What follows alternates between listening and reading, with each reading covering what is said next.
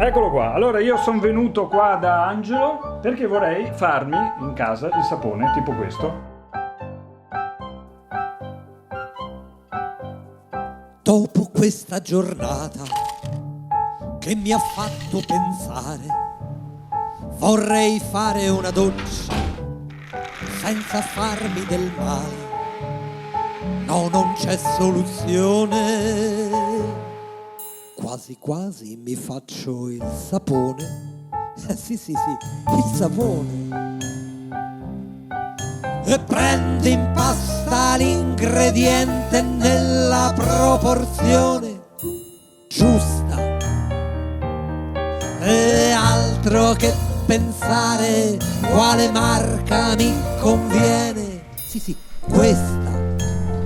Sì, questa. E schiuma, e soffice artigianale, chi pulisce non fa male e non inquina